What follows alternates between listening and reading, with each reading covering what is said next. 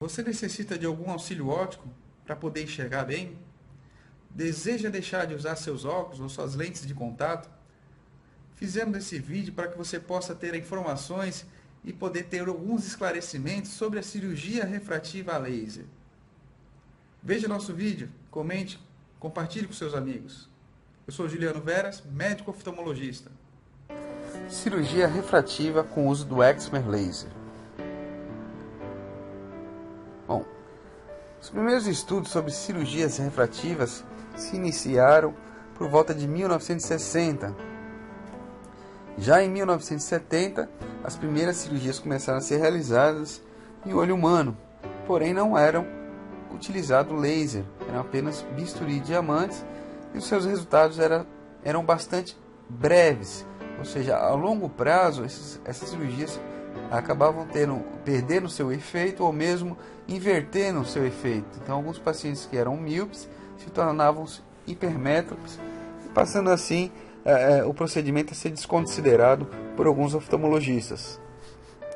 Em 1980, as primeiras cirurgias a lasers começaram a ser realizadas e a primeira técnica a ser empregada na cirurgia refrativa foi o PRK, a Photo Refractive Keratectomy. Em 1990, ou seja, 10 anos após o primeiro PRK, passou-se a desenvolver uma nova técnica chamada de LASIK, que significa Laser In Situ Keratomileus. Então, diferentemente do PRK, o LASIK consistia numa confecção de um flap que servia para, digamos assim, enganar o organismo quanto à reação inflamatória. 9 anos depois, a primeira cirurgia com o uso do Wavefront passou a ser empregada, dando melhores condições visuais aos pacientes, permitindo inclusive visões acima de 100%. Há cerca de 10 anos atrás, 2005, cerca de 30 milhões de pacientes em todo o mundo já haviam se submetido ao tratamento por meio de cirurgia refrativa a laser. Atualmente, a grande novidade no âmbito da cirurgia refrativa é o uso do laser de femtosegundo, que veio tornar a cirurgia ainda mais segura. E quem pode submeter à cirurgia refrativa? Bom, as pessoas que apresentam os erros de refração, ou seja, os graus, seja miopia, hipermetropia e mesmo astigmatismo, e que desejam eliminar ou mesmo diminuir a dependência do uso de lentes corretivas, seja ela óculos ou mesmo lente de contato. É imprescindível que se exista uma estabilidade refracional de pelo menos 2 anos.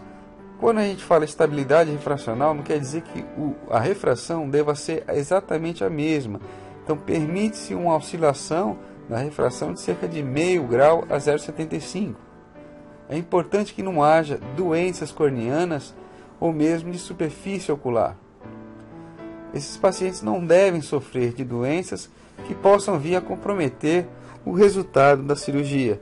Então é importante conversar com o seu oftalmologista e discutir com ele qualquer tipo de problema de saúde, mesmo sistêmico, tipo diabetes, herpes, doenças tipo artrite reumatoide ou mesmo lúpus eritematoso sistêmico. Então existe uma gama de doenças que talvez seja interessante vocês mencionarem no momento da consulta para que o seu oftalmologista possa avaliar e indicar ou mesmo contraindicar uma intervenção. Quem não deve ser submetido à cirurgia refrativa? Primeiramente, aquelas pessoas que têm olho seco, mas na verdade o olho seco não é um olho seco simples a moderado. São basicamente aqueles pacientes que possuem olho seco severo. Então, esses daí não devem ser submetidos ao procedimento cirúrgico a laser. Pessoas que estão utilizando de medicações com base em corticosteroides, imunossupressores, ou mesmo aqueles que tenham uso de medicações que possam atrapalhar a cicatrização dessa cirurgia. Pessoas que possuem cicatrizes corneanas e principalmente aquelas cicatrizes que atingem o centro da visão devem ser contraindicadas também para a realização da cirurgia refrativa. E, logicamente, Aqueles que não apresentam ainda uma estabilidade refracional, as grávidas e mesmo as lactantes também não devem ser submetidas à cirurgia. História de herpes ocular recente, eu basicamente contraindico todo paciente que teve herpes ocular, eu contraindico a cirurgia refrativa. E aqueles que possuem graus muito elevados, então existe um limite máximo em que você pode utilizar-se da cirurgia refrativa para a correção do grau. O que deve ser avaliado no pré-operatório? Então, nas primeiras consultas é importante a gente saber os motivos e a expectativa desse paciente quanto ao procedimento. Logicamente, se a sua expectativa for irreal, a gente deve de cara contraindicar o procedimento. A profissão é importante ser mencionada para que a gente possa escolher a melhor técnica para esse paciente. A história familiar de doenças oculares, tais como ceratocone ou mesmo alergia, são importantes na consideração do pré-operatório. O uso de lente de contato, importantíssimo ser respeitado a sua suspensão.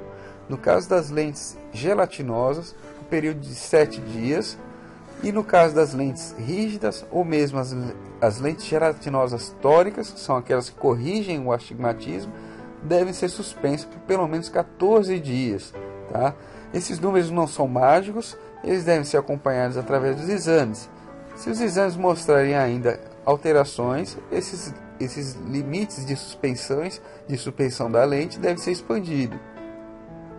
E, logicamente, o exame oftalmológico deve ser completo, com a biomicroscopia, um exame de fundo de olho, um mapeamento de retina, e todo o arsenal de exames pré-operatórios deve ser bem feito para que a cirurgia venha a ter um resultado positivo. Dentre as técnicas utilizadas mais frequentemente em todo o mundo, nós temos essas três. O PRK, que a gente já falou sucintamente, o LASIK e mais recentemente o ILASIK, com o uso do laser de Fento II. O preparo pré-operatório deve ser feito da seguinte forma: o candidato à cirurgia refrativa não deve ingerir bebidas alcoólicas na véspera do dia da cirurgia. Não há necessidade de um jejum, mas a gente não recomenda também que o paciente faça uma alimentação comendo comidas muito carregadas, muito pesadas. E no dia da cirurgia, principalmente para as mulheres, não usar cosméticos. E para todos os pacientes, o perfume ele não deve ser um perfume forte. O ideal, na verdade, é que nem se use perfume. E dê preferência a um desodorante sem cheiro, porque o odor pode interferir com os gases do laser e fazer com que a máquina pare de funcionar.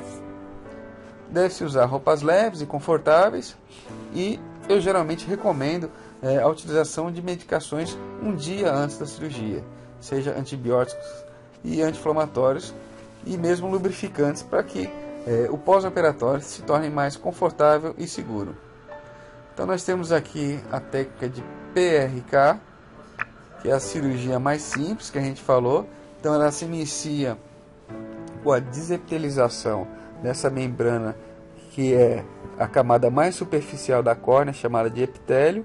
Então a gente usa esse aparelho, que é como se fosse uma brocazinha. Ele vai desepitelizando toda a região aonde vai ser feito o laser. Essa desepitelização geralmente ela se refaz por cerca de 7 dias.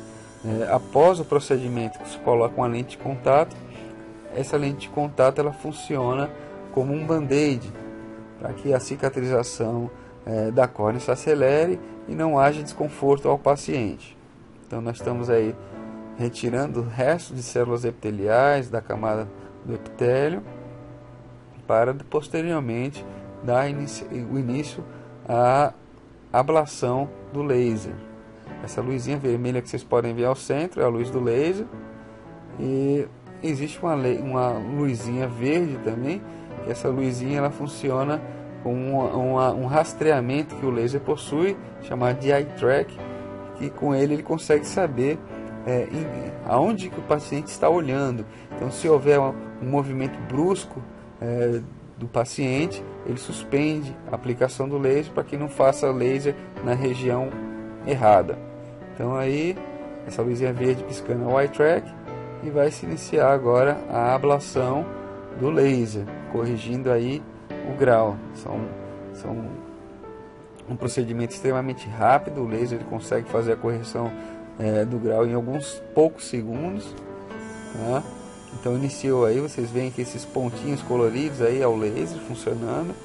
Ele está basicamente agora corrigindo mais a miopia e agora corrigindo também o astigmatismo, e acabou já o procedimento. Quando se acaba o laser, a gente coloca essa esponjinha que possui uma medicação chamada de mitomicina C, que ela serve no controle da cicatrização pós-operatória.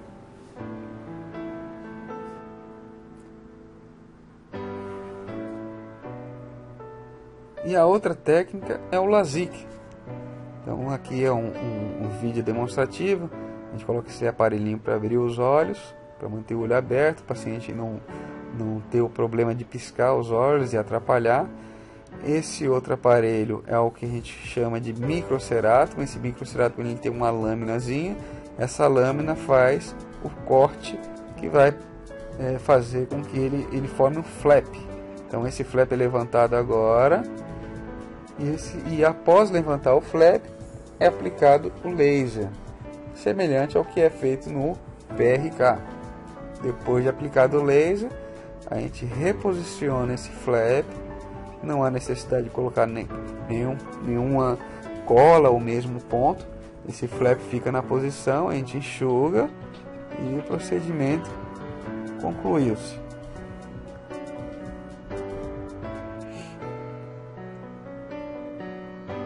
E o outro procedimento mais revolucionário, digamos assim, mais sofisticado, é o LASIK. Esse daí é o aparelho de femtosegundo e ele vai fazer o que? A confecção do flap, mas sem corte, tá? O que ele faz é a produção de gases. Esses gases formam um plano de clivagem com a profundidade que o médico desejar. E do tamanho que desejar também. Então ele é um laser bastante versátil que permite uma adaptação da espessura, tá? Essas manchas brancas aí são as bolhas de gases, de CO2 e água, que rapidamente elas serão absorvidas e essa mancha aí irá desaparecer em alguns segundos. Então essa aí foi a confecção do flap com o intralaser.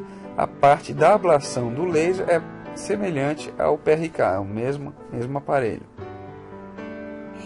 Quais são os cuidados pós-operatórios que vocês devem ter? Então, primeira coisa, usar toda a medicação prescrita. Segundo, jamais coçar os olhos. Usar o protetor ocular para dormir. Eu geralmente recomendo, se não houver um protetor ocular, um óculos mesmo. Evitar banho de praia e piscina. Evitar a exposição solar, principalmente no caso dos PRKs. Então, esses pacientes têm que ter um cuidado especial durante os primeiros 6 meses com exposição ao sol. E imprescindível retorno nas consultas de revisão. Bom, gente, esse material ele tem o intuito de apenas informá-los e não substitui uma consulta médica. Então, se você desejar mais informações, seria interessante marcar uma consulta com o seu oftalmologista para que ele possa tirar todas as dúvidas e esclarecer qualquer dúvida que vocês possam vir a ter. Você gostou do vídeo? Então curta, comente, deixe seus comentários e compartilhe com seus amigos. E visite nosso site, lá você vai poder observar inúmeras informações e conteúdos sobre saúde ocular, dicas de saúde, mitos, verdades, e sempre estamos publicando alguns artigos da oftalmologia. Um grande abraço.